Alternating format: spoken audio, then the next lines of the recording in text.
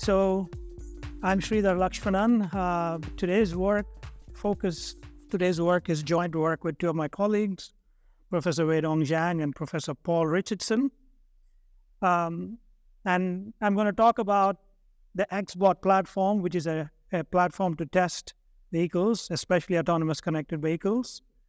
But it broadly falls in the category of vehicle-pedestrian interaction, and our group does a variety of work in this area, and I want to touch a little bit given this opportunity to present to all of you.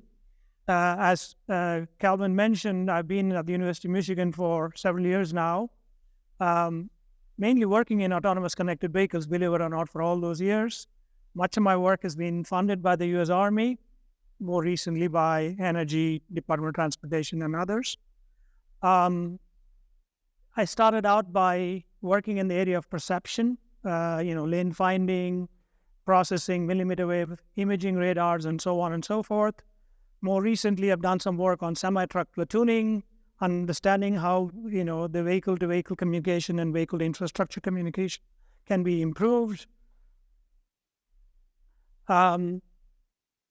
Worked in the area of using exterior light for communication. So we have a technology that can be integrated into headlamps that allows them to be a data node, can communicate with other photo receivers. We've worked in the area of projected lights to improve pedestrian safety. I'll talk a little bit more about that. We build robots. So here is a shape-shifting robot that can be a bicycle or a tricycle on the fly. And applications, the focus of our applications is in the military. And the focus of today's talk is in this robot, which is piggybacked on a commercial Segway platform, which we call the xBOT. And like Calvin mentioned, please feel free to stop me at any time. So today's agenda is, I'm going to spend a few minutes to talk about, why do we want to study vehicle-pedestrian interaction, talk about some relevant research by my group, focus on the xBOT platform, and then Q&As. And like as I said, quick Q&As are welcome at any point.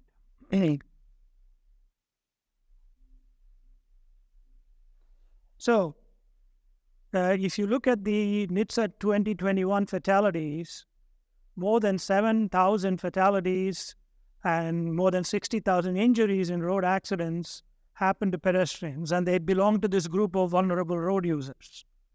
And vulnerable because of all the dynamic objects, if you discount flies and birds and things like that, they are the ones that have the least momentum. So any collision that involve pedestrians are, severely handicapped towards the pedestrians, if you will. They bear the brunt of the transfer of energy. And this is not, the amount of fatalities and injury in 2021 is not something new. If you go back to 2020, it's similarly very high. And in fact, the 2022 statistics are coming out, and they show that in the last 40 years, they've been the highest, and there are various reasons. People are trying to figure out why this is increasing so much. There's been a precipitous increase, especially since the pandemic.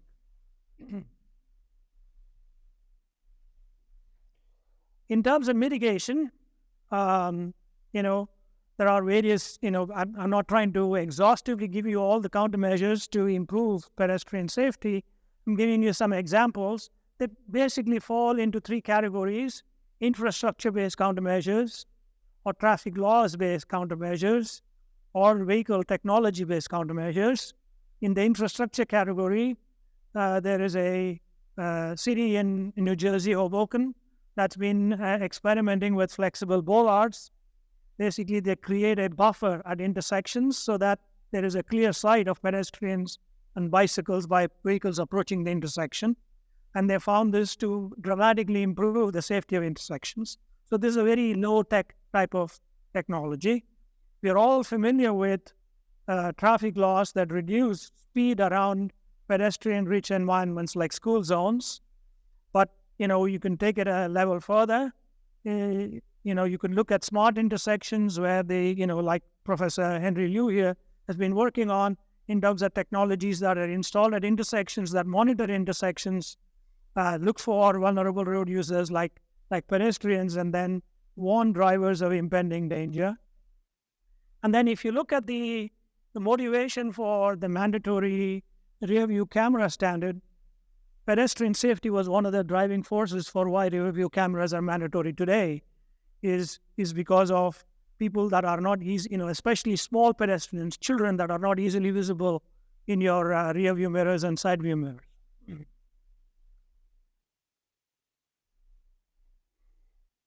My own group has been looking at this area for several years now.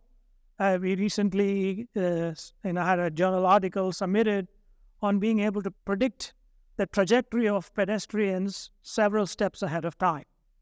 So one of the things about pedestrians that make their interactions with vehicle somewhat tricky is because pedestrians can change their momentum, change their direction and speed very quickly compared to other heavier objects.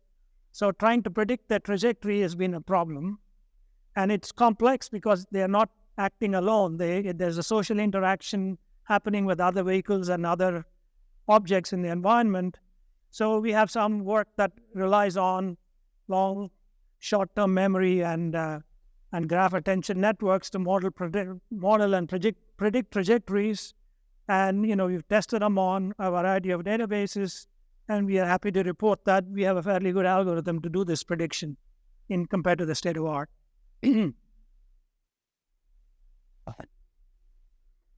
We've also been looking at projection lights as a means of improving pedestrian safety. We specifically focused on the elderly. Elderly because the kyphosis-induced downward gaze and gait makes them particularly susceptible in environments like parking lots, where they're not looking forward, they're looking down. And so we did a survey-based, virtual reality plus survey-based study on the elderly population, the senior population, to see, compared to the baseline, which is a traditional tail light, how visible is a projection light. And we tried different types of projection lights. And these types of lights, although this is somewhat exaggerated, they're in bright sunlight, they're not as bright as this. But it is getting into that category. I mean, in the next few years, we expect projected lights to get there. Today, they're primarily used for marketing purposes, as a welcome mat, as an example, or as a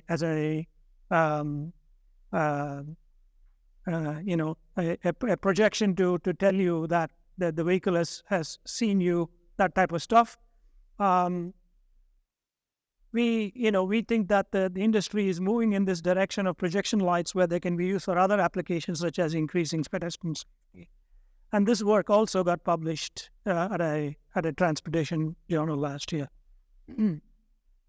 So this sort of concludes the initial introductory portions. I'm happy to take any questions on this portion before I delve into the xBOT portion, which is the focus of today's talk. Yes, Henry? Why on the projection? Mm-hmm. Yes.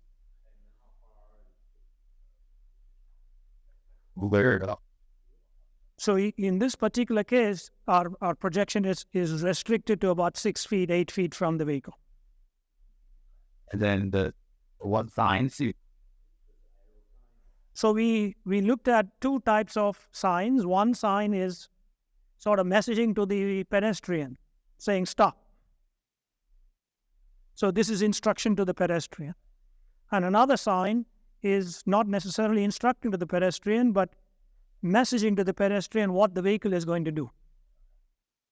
So these are the two things and it turns out I think this is better than that.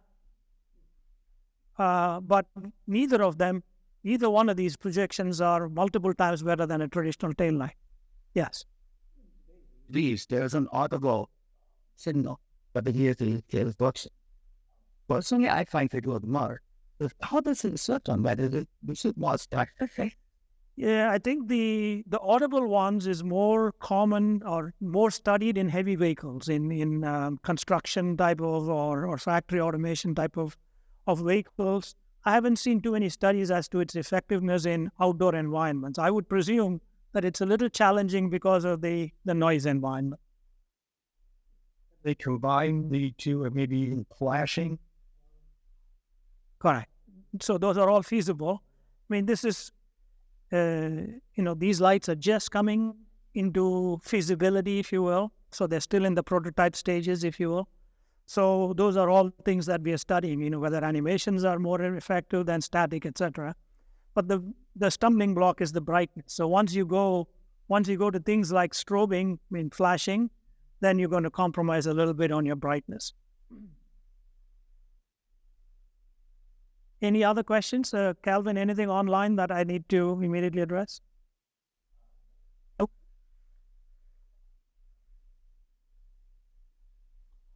Okay, so the focus of today's talk is on xBOT. It's a robot to assist testing of autonomous connected vehicles. And I said testing of autonomous connected vehicles, but it can be used for regular human-driven vehicles as well. The problem that it solves is similar. So what is the problem it solves is, pedestrians, if you want to test your effectiveness in terms of pedestrian safety, you cannot test with real pedestrians. It's not feasible. Having said that, I'm ashamed to admit that I have seen people test with real pedestrians, even with heavy trucks. Okay? Imagine that.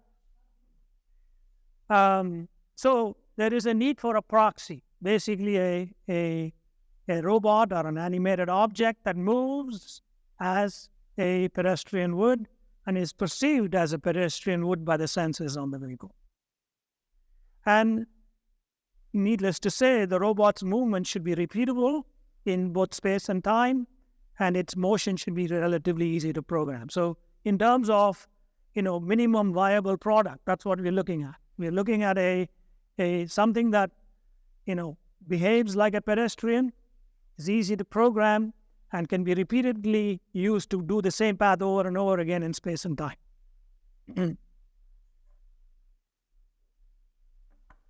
So, what is the status quo on this?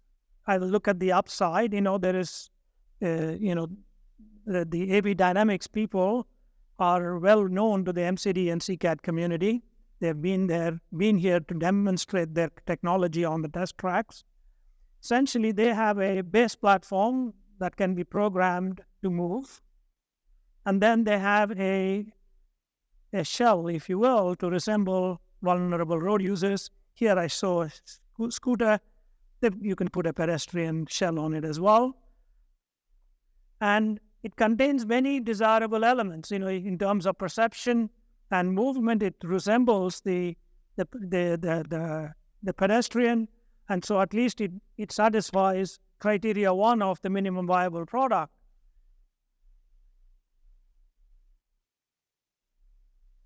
But there is a downside. The downside, at least when we started this project, was that it takes a specialist to program this robot's motion. So it adds cost and time to the CAV testing. And oftentimes people, in order to not invest in that specialist, settle for some very simple motion as opposed to more complex motions. It does not integrate well with the rest of the test environment. So, for example, the Mcity's Octane, it sits sort of separate from the Mcity Octane system. So if the Octane system wants to communicate with this object, it's cumbersome. And that means going back to the minimum viable product, repeating these tests over and over again in space and time becomes an issue, especially as it relates to other actors in the test environment. So that's the point I'm making, is that especially if the repeatability is required with respect to other actors in your test environment, because it sort of sits alone, it's a little bit difficult. And lastly, they're expensive to acquire. Compared to what we are seeking, it's orders of magnitude more. So typically a test track only contains 1 or 2 of these proxies. That means that you cannot conduct sort of crowd environment. So if you want to know how your vehicle behaves in a crowded environment, there aren't too many options available with these proxies. So what we did is we said we're going to use a commercially available platform.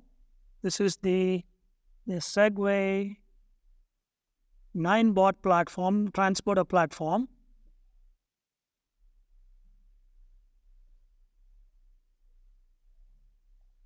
I'm trying to fast forward this, but the icon to fast forward is very... Yes.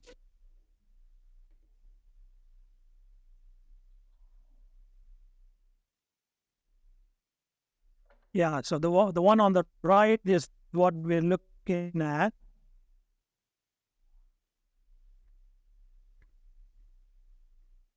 Yeah, leave it like that. Thank you. So this is already a human transporter. So if you can automate this platform, it already can carry the weight of a human being. So you can conceivably put, a human-like proxy on top of it, however heavy or light that proxy might be. So that's our basic idea, is to take this transporter and then build on it to make it a fully automated robot that can satisfy all of the conditions that we want this proxy to have. And like I said, we can always, we can already put a proxy, we can already put a shell, a human shell on that.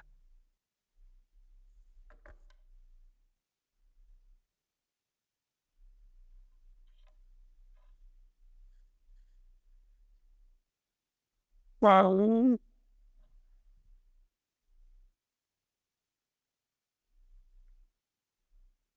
okay. So there are some off-the-shelf functionality in this 9-bot transporter that we want. It's self-balancing. I'm going to talk more about that at the end. It has a motor controller circuit already in there. It has a lot of motor drivers built in. And there is a Bluetooth energy remote mode that allows this platform to be controlled from a mobile app. So there's a lot of inbuilt commercial-grade infrastructure, if you will, off the shelf, rather than you having to build all of that into a robot. Again, it goes back into that cost. Our base, one of our driving force is to create a robot that is affordable, if you will, orders of magnitude less than what it costs to acquire one today. So what we did is we created our own custom board in the middle. So this robot has two control platforms, if you will. One is this Bluetooth platform that receives these commands from the phone, and then provides the driver platform with commands to drive it, to move it. So we sit in the middle here and sort of spoof what this guy does. So that's our basic idea, is, we spent a fair amount of time studying this proprietary technology that allows these two boards to communicate with each other, and then custom design the board ourselves to sit in the middle that can allow this control signal to be spoofed, and other things that go from the BLE platform to the control platform, such as battery life, error codes, etc., we don't touch. So all of the other features that the robot has, such as how much battery life, etc., you can get that from a Bluetooth connection or socket connection.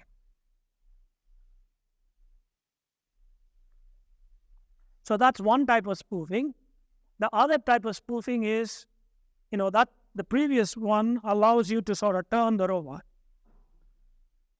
In order for this robot to go, the throttle portion of the robot, the steering portion is taken care of with that custom PC. In terms of the throttle portion, the throttle portion of the robot, if you look at this 9-bot, it's a two-wheel system. And so typically, if you go back to that YouTube, you will see that in order for the human to move this vehicle forward, this transporter forward has to lean forward. So we need to sort of imitate that. So basically, the way the 9-bot behaves is that, the human moves forward, so the robot inherently wants to tip over. It doesn't want to tip over, so it sort of skids underneath the center of gravity, and that's how it keeps going. And so that's what we try to do too, is tilt the platform so that the proxy on top tilts forward. The center of gravity is in front of the robot. The robot inherently tries to keep that center of gravity right over the robot, and it keeps going. And similarly, lean back to brake or move back. So we successfully spoofed this as well. And so this is a remote controlled version. You can see it lean forward to move. So initially, to start moving, it has to move, lean forward a little bit. I'll repeat it again. Especially you can see as it turns back, you can see that. So we successfully allow, this is with a remote control, if you will. We at this stage, potentially we're still using the Bluetooth controller, but we have our controller in the middle imitating all the signals that the Bluetooth controller would do.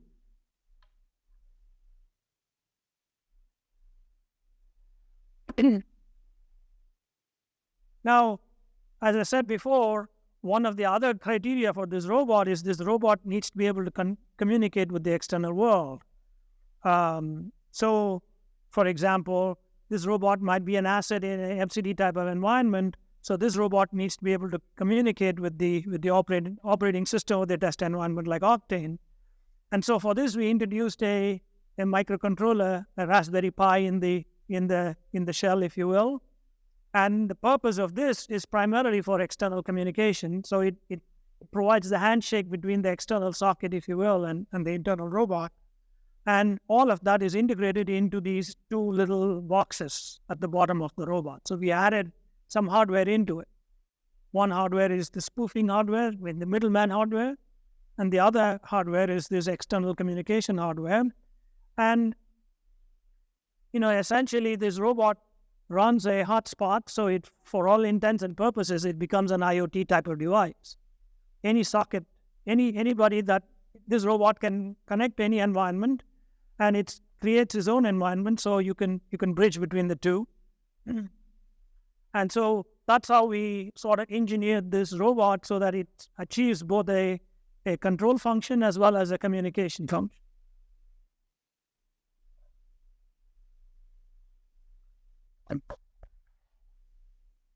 We also integrated into it, forgive the crow's nest here, is still, this will all be packaged inside these two boxes. Those are the two boxes that I'm talking about. It has some extra spaces in the event you want to add additional features to it. But this robot has a GPS antenna integrated with it so that the robot knows its speed, heading angle, and position, among other things, at all times.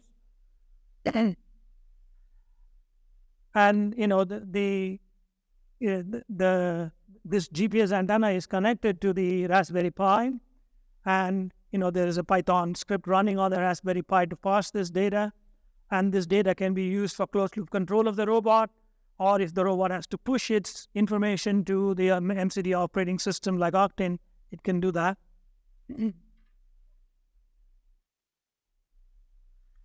So at the outset, this was sort of like the criteria that was given to us. Our robot should be able to receive a push from Octane that initiates its motion.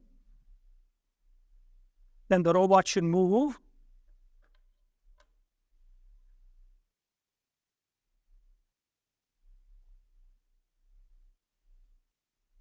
This is on the handheld controller. This is all with the socket now. We have gone away from Bluetooth. This is all on socket. To not busy the screen, we're just showing speed, but we can show position, heading angle as well. And then the robot in turn should be able to push its speed, position, and heading angle to Octane. So we've been able to achieve that as well. So the basic function that we designed this xBOT around, we have achieved so far. And the secret to our reduction in price is because we piggyback on this, high volume commercial transport rather than building a hardware from scratch ourselves. There are some issues. There's no free lunch, as they say. Because we are relying on a commercial platform,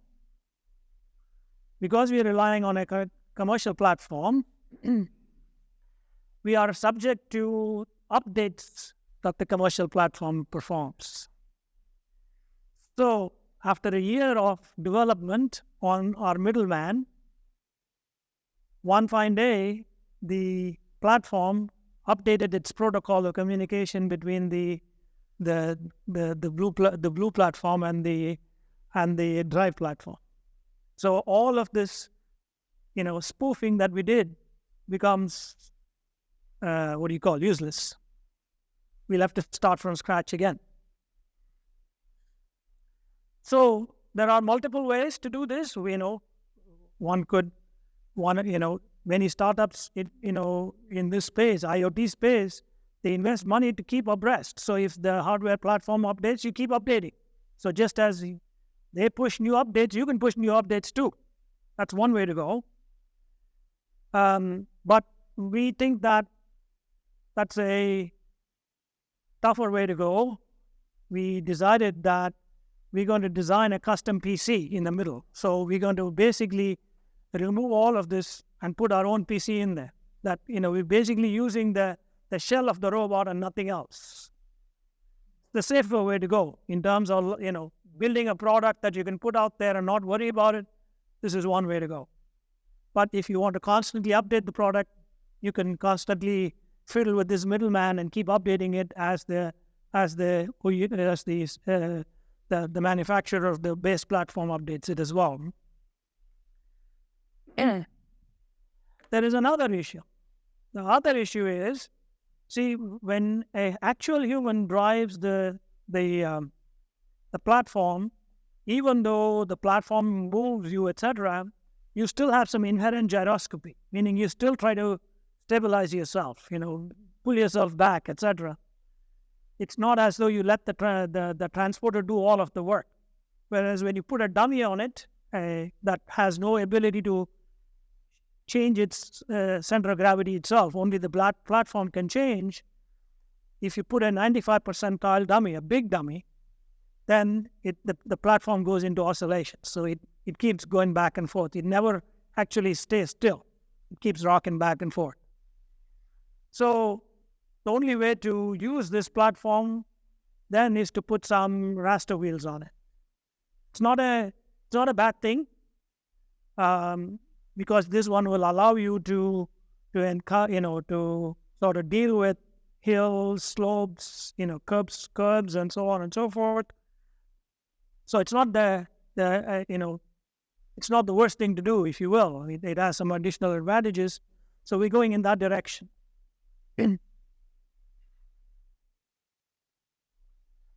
Other work in progress, as I said before, with the current technology, it's sort of difficult to program them. So we are developing a UI where we have a custom mobile app. With the app, you can just move the robot with the speed and direction and the path that you want it to follow. And then it will log that position, heading angle, and speed. And then we have a closed loop controller that will allow this robot to repeat the same path over and over again. Again, initiated by a push from Aptiv.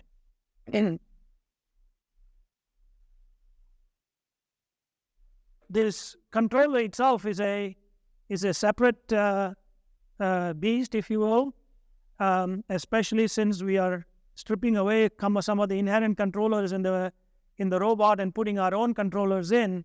We need to make sure that the closed loop control is working well. So this is all still work in progress for us. So I'll go back to this slide and play it to show that, we are trying to be a disruptor in this space in some sense, trying to introduce a technology that is more affordable, that has all the features that a test facility like Mcity would like. There are some growing pains in going there. We have handle on several of them, paths forward, plan A, plan B type of things. But this is still work in progress. We hope to be able to come back at a future date with an actual robot that we can demonstrate in a place like this, even though it's indoor and doesn't have GPS. There are some features of it we can still demonstrate here, or we can demonstrate it outside in the parking lot, or we could all take a trip to Mcity and demonstrate it there. But that's what we are aiming for. Okay, so that's all I have. I'm happy to take any questions.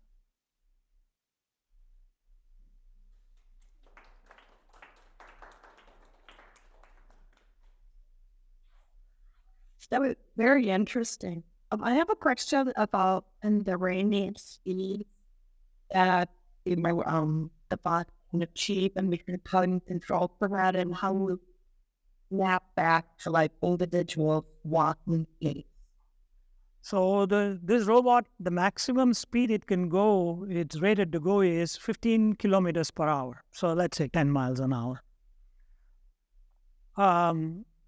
Individuals, cannot walk that fast. They can probably run that faster with the fit one can run that fast.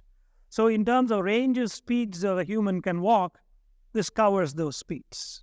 That its maximum speed is well above the maximum walking speed. Now, that was one question, whether the robot has the ability to cover the range of speeds that a human can walk. And what was the next aspect of the question? Trusting that you're doing, and also that is thinking about, for example, and doing work with pedestrians at intersections, and looking at age, for example, we know right off and the older pedestrians have slower paces, and to be able to control for different scenarios. Rain. So this robot, it can be, as I said before, you can control it the way you want it to behave, if you will, the tester. So, as I said before, our current working hypothesis is that we will give you a handheld controller, and you will make this walk in a direction and pace that you're comfortable with for your test protocol, and then we'll record that, and then we'll repeat it over and over again. That's how we envision it. Somebody to walk or cave goats slow enough, actually execute a course. Walker has a certain, a cadence to it. This is a wheeled vehicle, so whether it can imitate that start and stop of a walker is hard to predict. Just slow, in terms of like half a mile an hour. Oh yeah, that's not a problem. It can go very slow. Yes. And then you spoke about the item, whether it was basic drama studied then walking was a plot, and I thought I did get that set up that very good. And we can bring in autonomy to the water in some point. In the future, yes. So we have a closed loop controller. Right now, the closed loop controller is trying to follow a fixed path. You can randomize that. You can randomize that path, if you will. You don't have to necessarily linearly travel that path, no pun intended. You could have varying speeds, random direction, reversal, etc., or deviation from the path. So you can add a random walk to the path, if you will. Very interesting. So I have a question regarding the thunder itself. So actually, from literature shows that, and the very critical challenge for that now you shape changes all the time. We're slowing like that it could shape, when a movie had to change the posture. So in that your platform, you think you have it insights that believe in the near future, everybody testing you will try to implement such kind of like a just not a static coming for the NDIA, but also kind of like a change up their posture and some movement for the NDIA engage. So for that to be implemented in the future, you have an insight how that could affect your platform and how you think that could make sure the movement of that platform can perform constantly in the very future.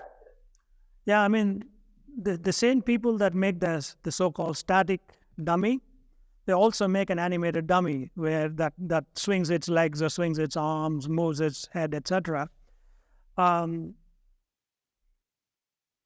We haven't tested it with that dummy. Having said that, we don't foresee a big what causes our robot to malfunction is drastic change in center of gravity.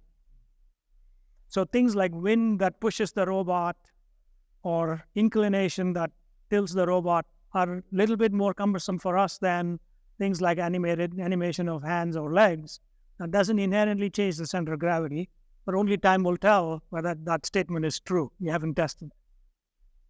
We don't foresee a problem, but it's easier said at this stage. Yes. All these would be interested in the platform per se, because cities have these partnerships with like scooters, or whatever, and they're having a lot of trouble figuring out how to make it safe, allow them to be on the road versus sidewalk or pull up that it costs about. So it's like in the company that want to tell you.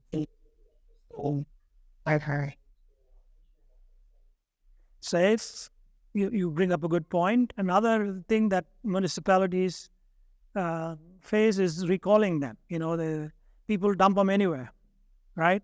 So potentially a use case could be that this technology gets deployed for it to go back, retrace the path back to their depot or wherever. Because right now they go in a pickup truck and sort of recover it. Go ahead, Henry.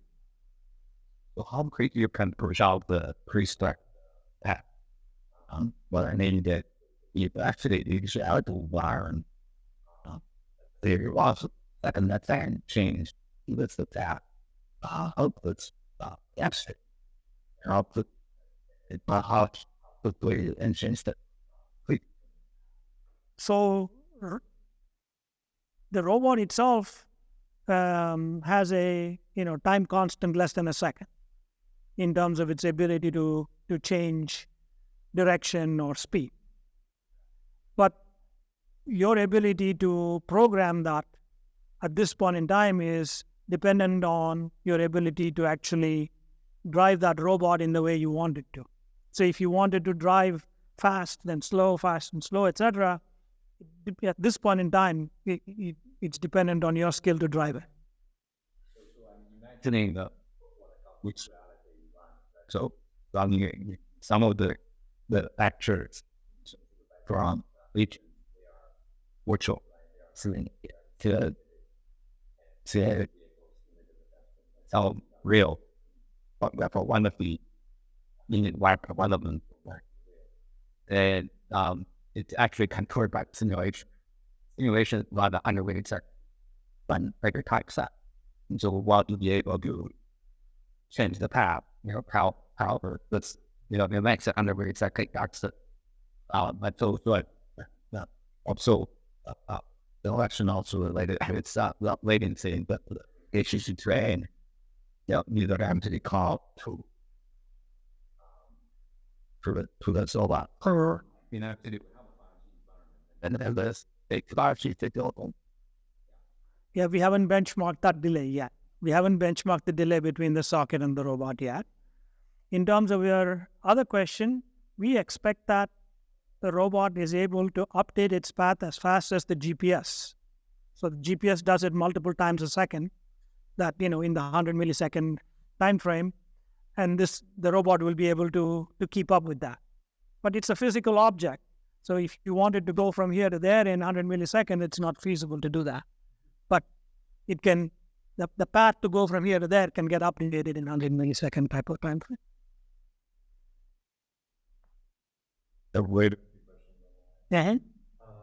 What types of tools and training will be necessary to maintain this technology? Does it exist now that tools to calibrate? Good question. It goes into the life cycle maintenance, life cycle cost of a robot like this. Whether, what is the longevity of something like this? Is this a 1-year asset or a 10-year asset? Considering the fact that it's a low-cost asset, we are not worried too much about how long it can last.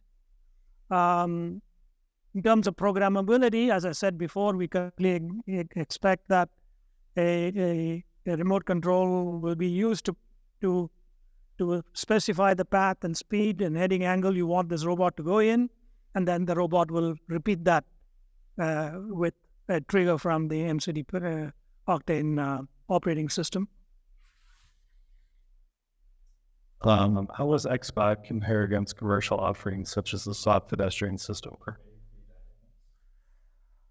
That's the one that I benchmarked ahead of time.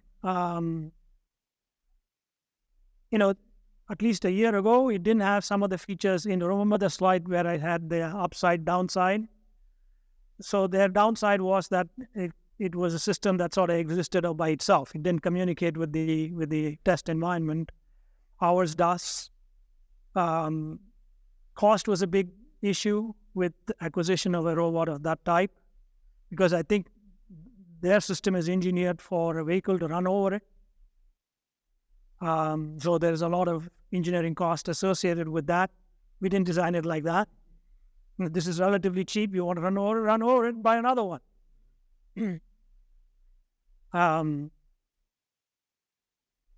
So, once the product development is complete, then I can give you a more nuanced answer as to where we stand, as though it's a marketing literature. But right now I can only give it to you in terms of design parameters, the ability to coexist within an operating system environment, and the cost and the ability to program its path. These are the differentiators at this point in time.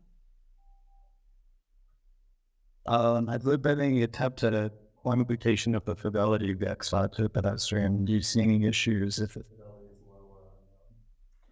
Well, one of Henry's postdoc and I had a conversation about 9 months ago, and I think there was some concern that the robot had to lean forward in order to move, and they thought that was a unnatural movement compared to a human.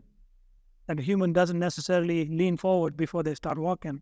So why does the robot have to, if the robot has to be perceived as a human, that should be eliminated.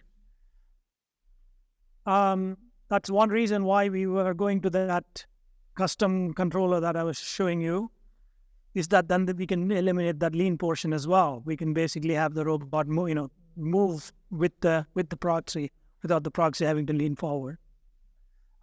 So that's the extent of comparison of an actual human. Going to your question, there is no animation, no hands and legs, so that's a deficiency. It's version 1.0 of a low-cost asset.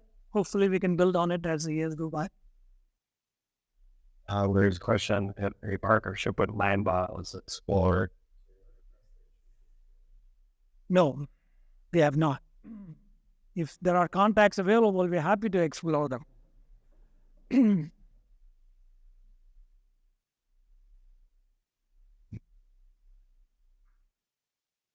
What are the relative costs of these two systems? Even 9-bot versus 2 other. So in the case of the AB system, you're talking about, I don't have a quote from them, but more than $100,000 per unit. Right. So we are about order of 10 magnitude less than that in terms of cost. Our bill of materials is even less than that. The full acquisition cost, we want to be in the, a factor of 10 lower than them. That's what I mean by disrupting that space. One question on the xBOT adjusts its path and position speed depending on the location and speed of the views. Yeah. Yes.